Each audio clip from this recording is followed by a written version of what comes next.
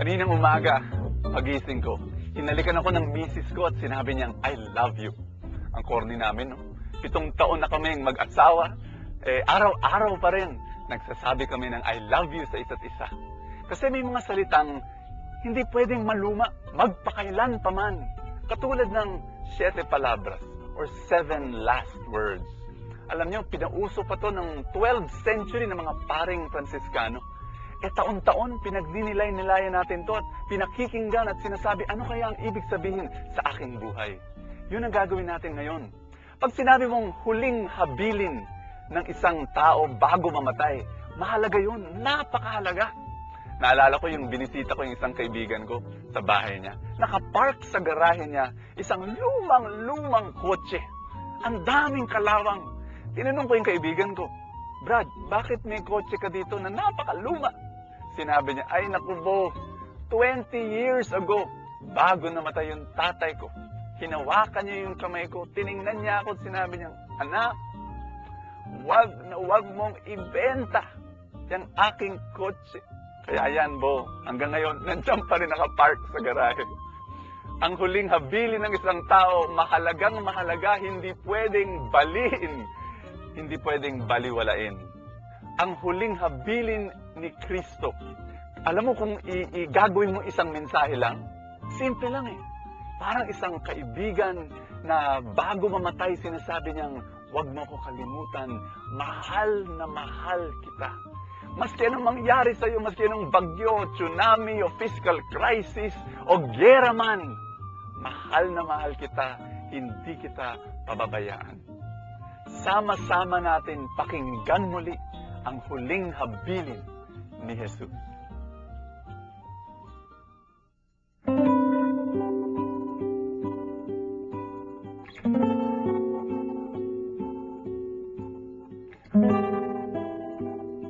Bandang alas 9 ng umaga, pinako nila si Jesus sa krus pagkatapos ng lahat ng sakit na dinaanan niya.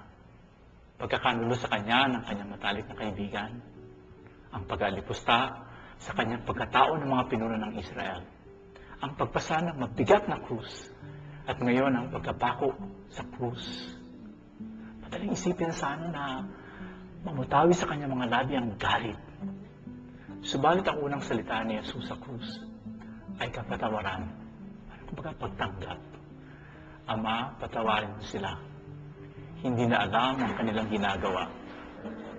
Sa gitna ng hirap at sakit na naranasan niya, isa pa rin ang nangibabaw sa kanyang puso, ang pag-ibig. Pagmamahal sa sangkatauhan. Nakakataba po ng puso itong ating Diyos na sinusundan natin, laging handa magpatawag sa atin at magpatawad. Magpatawad.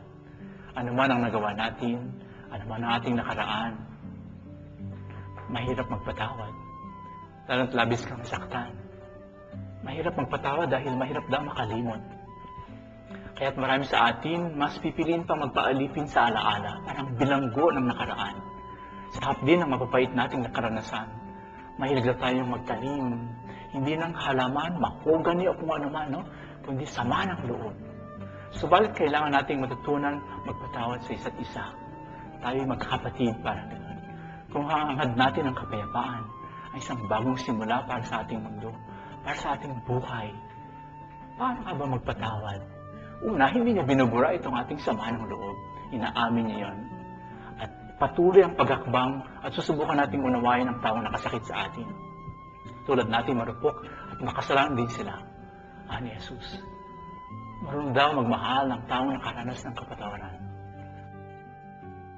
Mga kaibigan, tayo pong lahat ay makasalanan.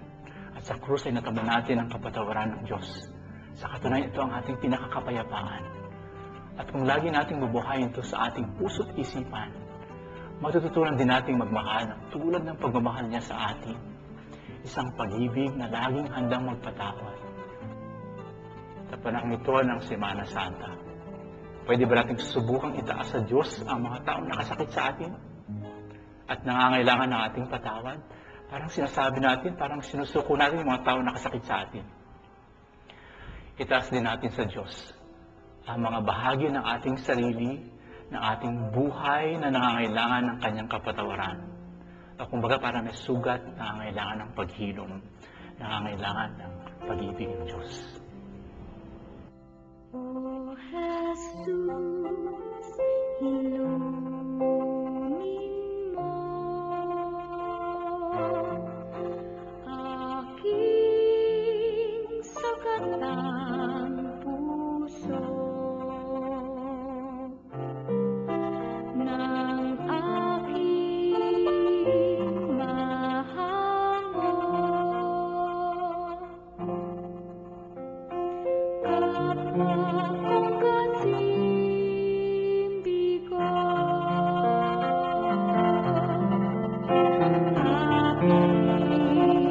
sa paibig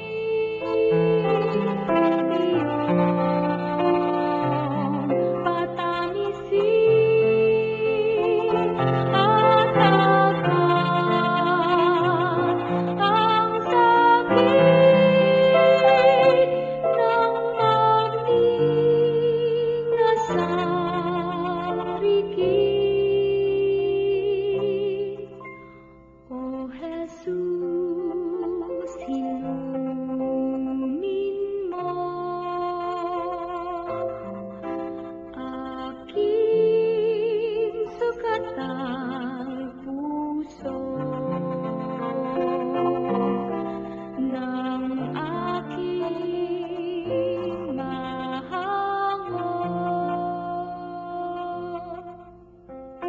Kapwa kong kasimbigo,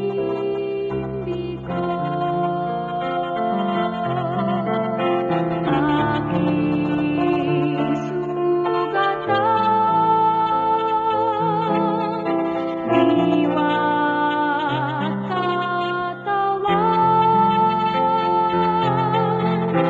ay kawitan ng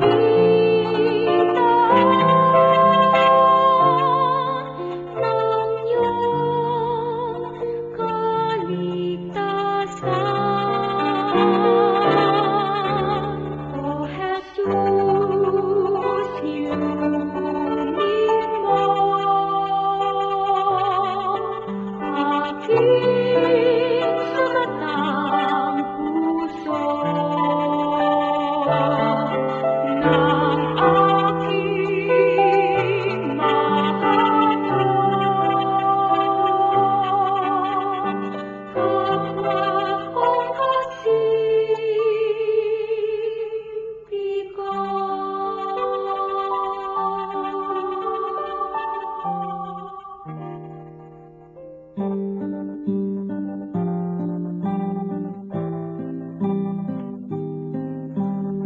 Bahagi na ng buhay ng tao ang dumadaan sa gabi. Mga pagkakataong nangangapa tayo sa dilim. Wala ng pag-asa, wala ng umagang naghihintay. Parang katapusan na ng mundo sa ating buhay. Sa mga pagkakataong ito, wala na tayong magawa kundi ang managhoy at magtanong, nasaan ka, Panginoon?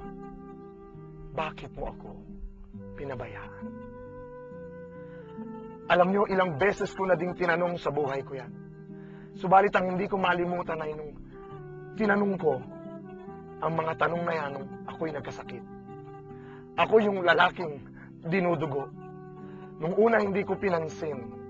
Subalit yung pagdudugo ko ay nahaluan na ng pangangayayat. Wala nang ganang kumain. Inuubo ng tuyo. At may lagnat na ako gabi-gabi. At alala na ang asawa ko noon. Kaya't kinailangan naming magpatingin sa doktor. Lalo akong kinabahan sapagkat ang mga simptomas ko ay simptomas ng isang sakit na walang lunas. Sinabihan pa ako ng doktor na kung mamalas-malasin ako, ay baka hindi ko na makita ang unang birthday ng aking anak.